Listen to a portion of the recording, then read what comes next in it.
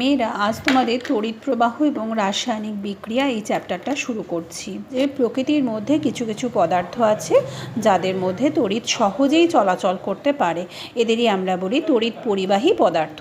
তড়িৎ পরিবাহী পদার্থ কত রকমের হতে পারে? একটা ধাতব পরিবাহী, অধাতব পরিবাহী এবং তড়িৎ বিশ্লেষ্য পদার্থ।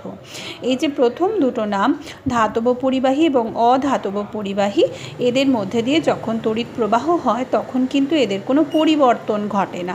যেমন ধরো তামার তারের মধ্যে দিয়ে লোহার তারের মধ্যে দিয়ে তড়িৎ প্রবাহ ঘটলো।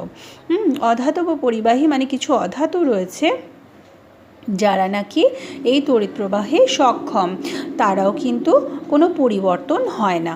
যে সকল পদার্থ কেবলমাত্র ধাতব পদার্থের ভিতর দিয়ে তড়িৎ প্রবাহিত হলে পরিবাহীর উষ্ণতার পরিবর্তন ছাড়া এদের কোনো স্থায়ী রাসায়নিক পরিবর্তন ঘটে না, এবং যখন তড়িৎ প্রবাহ বন্ধ হয়ে যায় তখন এটা পূর্বেকার অবস্থাতেই ফিরে আসে, তাদেরই বলা হচ্ছে ধাতব পরিবাহী। আর অধাতব পরিবাহী কারা? সমস্ত অধাতব পদার্থের মধ্যে দিয়ে তড়িৎ প্রবাহিত হলে স্থায়ী রাসায়নিক পরিবর্তন ঘটে না, এদের বলা হচ্ছে অধাতব পরিবাহী। উদাহরণ তোমরা দুটোরই জানো, ধাতব পরিবাহী লোহা, তামা, অ্যালুমিনিয়াম, রূপো। অধাতব পরিবাহী হচ্ছে গ্যাস, কার্বন, গ্রাফাইট। আর তড়িৎ বিশ্লেষ্য পদার্থ, তড়িৎ বিশ্লেষ্য পদার্থের সংজ্ঞা কী? তো যৌগিক পদার্থ জলে দ্রবীভূত বা গলিত অবস্থায় তড়িৎ পরিবহন করে এবং তার ফলে রাসায়নিকভাবে বিশ্লিষ্ট হয়ে নতুন পদার্থ উৎপন্ন করে, তাদেরই বলে তড়িৎ বিশ্লেষ্য পদার্থ। এইরকম পদার্থ সাধারণত অ্যাসিড, ক্ষার, লবণ, এদের জলীয় দ্রবণ, এরা গলিত অবস্থায় থেকে তড়িৎ পরিবহনে সক্ষম হয়। এই তড়িৎ বিশ্লেষণ যে পাত্রে করা হয় তাকে বলা হয় ভোল্টামিটার। এই রকম একটা ব্যবস্থা, এই ব্যবস্থার মধ্যে কি হয়, এই গলিত অবস্থায় বা জলে দ্রবীভূত অবস্থায় তড়িৎ বিশ্লেষ্য পদার্থকে রাখা থাকে এবং এর মধ্যে দুটো ধাতব পাত থাকে যাদেরকে একটার নাম বলা হয় ক্যাথোড এবং অ্যানোড। এদের সঙ্গে বাইরে ব্যাটারি সংযুক্ত থাকে পরিবাহী তার দ্বারা। ব্যাটারির ধনাত্মক প্রান্তের সঙ্গে যে ধাতব পাত যুক্ত থাকে তাকে বলা হয় অ্যানোড এবং এটা হচ্ছে ধনাত্মক আধানগ্রস্ত পাত। এবং ঋণাত্মক পাতের সঙ্গে বা ঋণাত্মক তড়িৎদ্বারের সঙ্গে যে ধাতব পাত যুক্ত থাকে তাকে বলা হয় ক্যাথোড, এটা হচ্ছে ঋণাত্মক আধানগ্রস্ত হয়ে থাকে। এই তড়িৎ বিশ্লেষণের একটা উদাহরণ আমরা এখানে দেখানো হয়েছে, সোডিয়াম ক্লোরাইড বা খাদ্য লবণ, যেটা নাকি জলে দ্রবীভূত বা গলিত অবস্থায় আয়নিত হলে Na+ এবং Cl- আয়ন দেয়। এবার এই আয়নটা, এই ক্যাটায়ন এবং অ্যানায়ন, এরা কি হয়, এদের একটা অর্থাৎ ক্যাটায়ন চলে যায় ক্যাথোডে, ক্যাথোডে Na+ চলে যায় এবং দেখো সোডিয়াম একটা পরমাণুতে একটা ইলেকট্রনের ঘাটতি রয়েছে, সেই জন্য ওই ইলেকট্রন গ্রহণ করবে, তখন গ্রহণের মাধ্যমে সোডিয়াম এই মৌলে পরিণত হয় এবং অ্যানোডে অ্যানায়নরা চলে আসে। অ্যানোডে অ্যানায়নরা এসে তারা ইলেকট্রন মুক্ত করে ক্লোরিন এর একটা পরমাণুতে একটা ইলেকট্রন বেশি রয়েছে, এই যে -1 বোঝাচ্ছে, তার ফলে ওই ইলেকট্রনটা ছেড়ে দিয়ে বা বর্জন করে ক্লোরিন পরমাণুতে পরিণত হয়। ক্লোরিনের দুটো পরমাণু যুক্ত হয়ে তৈরি হয় ক্লোরিন গ্যাসের একটা অণু, তার মানে ক্লোরিন গ্যাস অ্যানোডে মুক্ত হবে।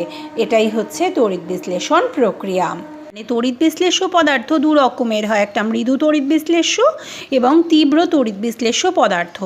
মৃদু তড়িৎ বিশ্লেষ্য হচ্ছে এমন তড়িৎ বিশ্লেষ্য পদার্থ যারা নাকি জলীয় দ্রবণে আয়নিত হয়ে কম সংখ্যক আয়ন দেয়, এবং তীব্র তড়িৎ বিশ্লেষ্য পদার্থ হলো যারা জলীয় দ্রবণে আয়নিত হয়ে বেশি সংখ্যক আয়ন দেয়, এদেরকে বলা হয় তীব্র তড়িৎ বিশ্লেষ্য। তড়িৎ বিশ্লেষ্যের উদাহরণ হলো acetic acid, carbonic acid, ammonium hydroxide এবং তীব্র তড়িৎ বিশ্লেষ্য এদের উদাহরণ হলো hydrochloric acid, nitric acid, sulphuric acid, sodium hydroxide, potassium hydroxide, lead bromide এবং সোডিয়াম ক্লোরাইড। এই সমস্ত অ্যাসিড, ক্ষার এবং লবণ এরা সবাই তড়িৎ বিশ্লেষ্য পদার্থ হতে পারে। দেখো, একটা সাধারণ যে কোনো যৌগের তড়িৎ বিশ্লেষ্য যৌগের যদি বলে ক্যাথোডে এবং অ্যানোডে গেলে তড়িৎ বিশ্লেষণ কীরকম হবে একটা বিক্রিয়ার মাধ্যমে বোঝানোর চেষ্টা করেছি। মনে করা যাক MXNY এই যৌগটা হচ্ছে একটা তড়িৎ বিশ্লেষ্য পদার্থ। তাহলে M মৌলের যোজ্যতা হচ্ছে Y আর N মৌলের যোজ্যতা হলো X।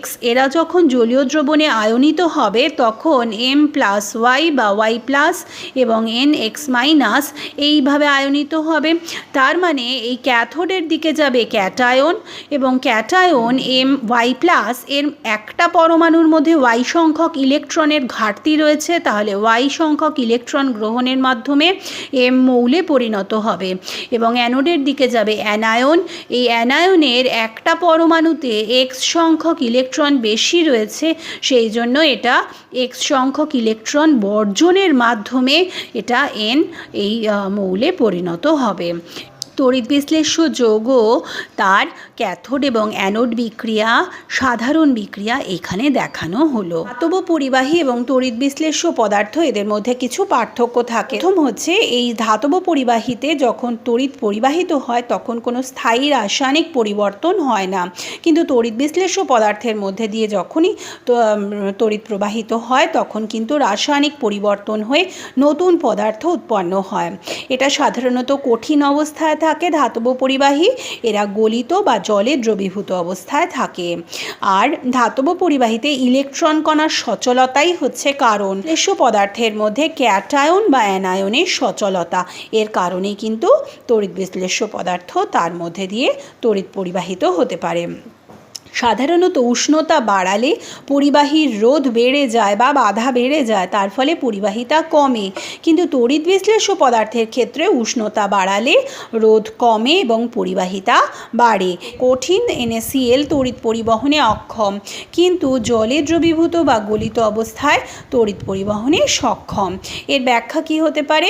কঠিন NaCl এর মধ্যে কি হয়, এই যৌগটা যেহেতু তড়িৎ বিশ্লেষ্য এবং এদের এই ক্যাটায়ন এবং অ্যানায়ন এরা তীব্র তড়িৎ আকর্ষণ বল দ্বারা পরস্পর যুক্ত থাকে, কিন্তু যেই গলিত অবস্থায় বা দ্রবীভূত অবস্থায় হয় তখন এই আকর্ষণ বলটা হ্রাস পেয়ে ক্যাটায়ন অ্যানায়ন কিছুটা বিশ্লিষ্ট হয়ে যায়, তখন এই ক্যাটায়ন বা অ্যানায়ন তড়িৎ পরিবহনে সক্ষম হয়।